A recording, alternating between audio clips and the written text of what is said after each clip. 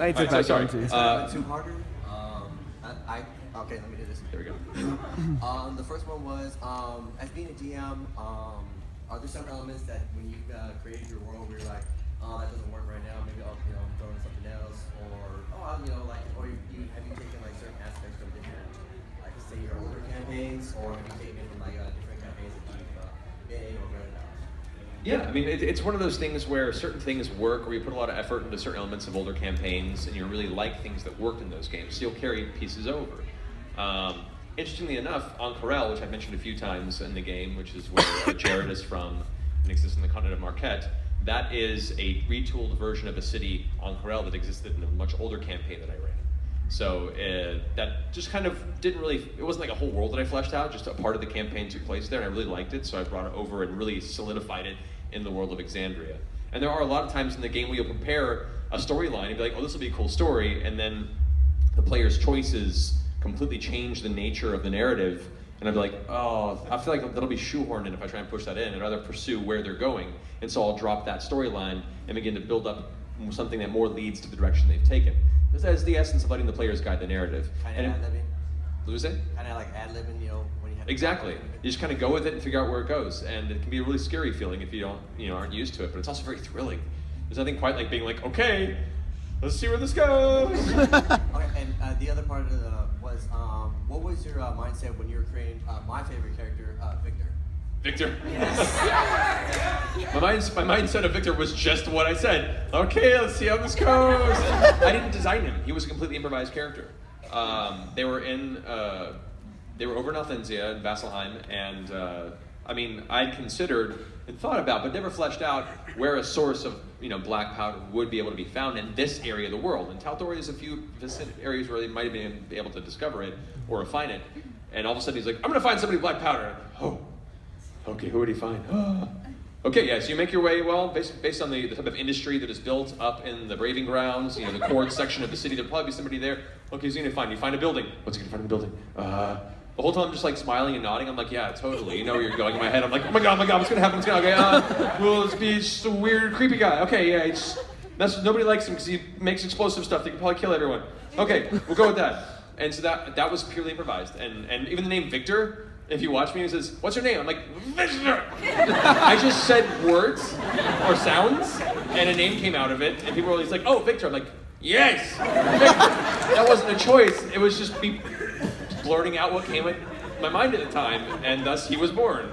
So you may have watched me like feverishly writing notes on the side when that was happening, because I had to remember who the hell this character was. So I'm pretty sure he was going to come back after that whole experience. See, that was the birth of Victor.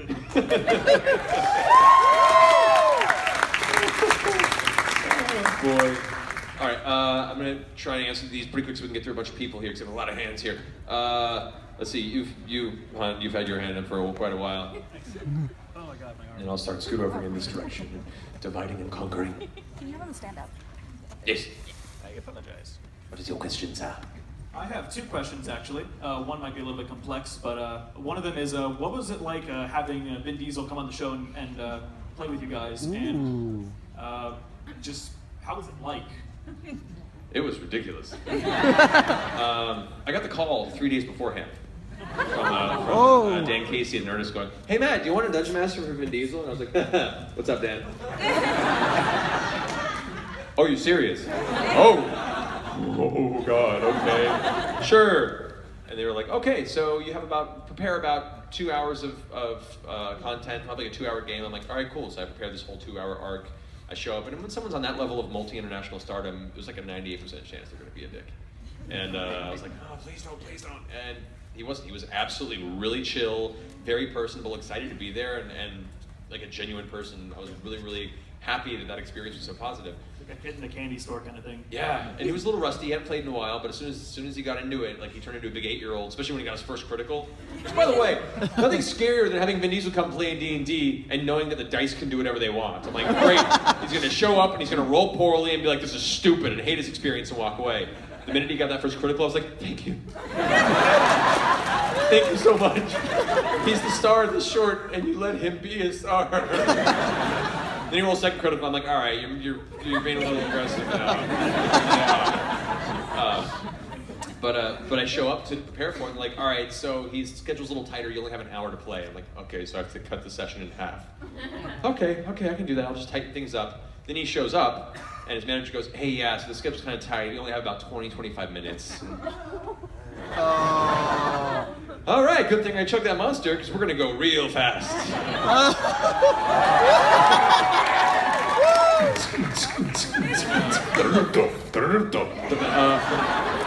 Oh yeah, and for my last question as well. Yes. I just really have to know, what shampoo do you use? Whatever's in the shower at the hotel. Actually put it, I think I showed something to my Periscope when they asked me to walk into my shower, and I was like, okay, that's not weird.